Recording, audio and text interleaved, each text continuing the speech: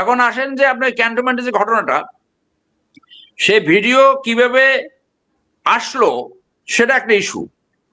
তবে জনস্বার্থে যদি কোনো কিছু আসে সেটা জনস্বার্থে লিক করা যেতে পারে, হুইসেল ব্লোয়িং করা যেতে পারে।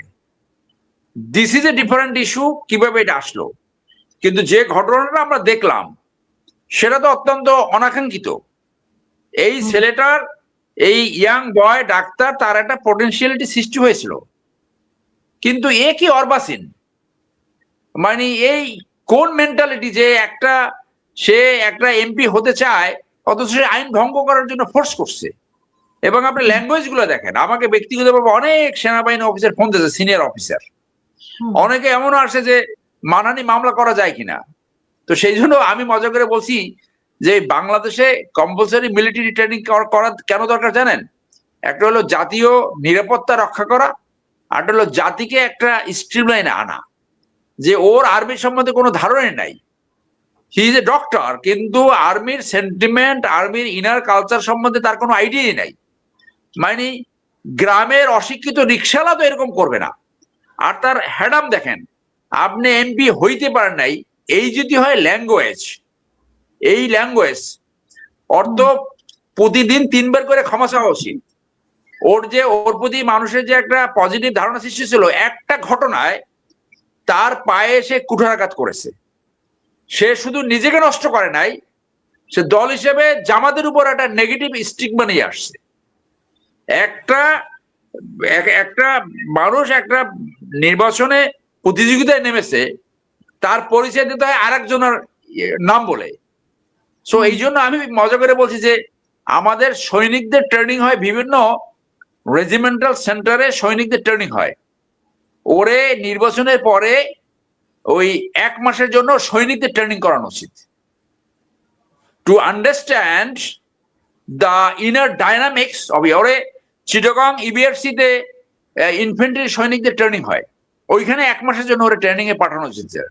এবং যার জন্য পৃথিবীর অনেক দেশে কম্পালসারি মিলিটারি ট্রেনিং আসে কেন, মানে কত বড় ইডিয়েট, কত বড় ইডিয়েট, কত বড় মানে অথর্ব বেয়াদব, যে ল্যাঙ্গুয়েজে কথা বলে।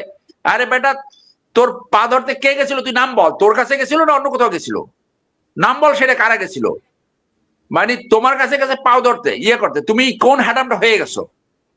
মানুষ একটা সিম্পেথি সৃষ্টি হয়েছিল, এবং আমি এটা নিয়ে কোনো কমেন্ট করতে চাই নাই, কারণ এটা একদিকে ডাক্তার হলেও he is a blood idiot, just একটা অসভ্য একটা মানুষ মনে করে এইভাবেই কথা বলে নাকি? একটা ইউনিফর্মধারী সৈনিকের সামনে সে তার ডিউটি পালন করতেছে, তোমার প্রয়োজন হলে তুমি অফিসারের সাথে কথা বলো যে আমি এখান থেকে যাব, আমাকে পাস দেন। এটা তো ক্যান্টনমেন্টের জন্য আলাদা রুল আছে, এবং এই রুলগুলো তো পার্লামেন্ট কর্তৃক প্রণীত। This is valid law. So you are going to be a law maker, how dare you attempt to break a law. এই জন্য তো ডিসকোয়ালিফাইড হওয়া যায়। যে তো ওর যে পোটেনশিয়ালিটি সৃষ্টি হয়েছিল সেইটা তো সে নিজের ব্যাম্বু নিজেই দিয়েছে। তো সেই জন্য বলছি যে এই সময় তো অর্বাচীন এইখানে জামাতের উচিত ছিল এইখানে মিলিটারি ব্যাকগ্রাউন্ডের কাউকে প্রার্থী দেওয়া, কারণ ঢাকা ক্যান্টনমেন্ট এই সিটির ভিতরে, ঢাকা সদরের ভিতরে, যার জন্য এই অর্বাচীন ও এই কোন মেন্টালিটি বহন করে আমি জানি না। সেখানে ওইখানে যে ওই এর মতো আরেকটা ব্যারিস্টার আছে না, ওই টাকমাতা, ওর নাম কি, যে নামটা মনে আসতেছে না, এবি পার্টির সেই ফুয়াদ, এই ফুয়াদ। আরেকটা হলো কি, ওই যে বৈষম্য এনসিপির 2-1টা নেতা, এনসিপির 2-1জন দেখলাম যে ওদের একটা স্টাইল হয়ে গেছে যে সেনাবাহিনী নিয়ে কমেন্ট করলে ওদের বাড়ে, ওদের ওই ভিউ বাড়ে, ওদের মানে মনে করে যে বাজারে উঠতেছে, জাতে উঠতেছে। তো ওদের জানা উচিত যে একটা রাষ্ট্রীয় প্রতিষ্ঠান নিয়ে কখনো কমেন্ট করতে হয় না। কমেন্ট সেটাও কমেন্ট করা যায়, সেটাও কনস্ট্রাকটিভ হতে হবে, কিন্তু ব্যক্তি নিয়ে যারা অন্যায় করেছে, মানবতা বিরোধী অপরাধ যারা করেছে, আমি নিজে শফিউদ্দিন সহ 3জন অফিসারের নামে মামলা করছি, আমি সেনাবাহিনী অফিসারে আমি নিজে মামলা করছি। কিন্তু সেনাবাহিনী তো রাষ্ট্রীয় প্রতিষ্ঠান, তুমি বলো এটা করছে, দেশ ধ্বংস করতেছে, ওই একই টাইপের কথা। সো এই ছেলেটার যে পোটেনশিয়ালিটি সৃষ্টি হয়েছিল তার এই এই অযাচিত কথার জন্য সে সেইটাকে নষ্ট করেছে বলে আমার মনে হয়েছে। ধন্যবাদ।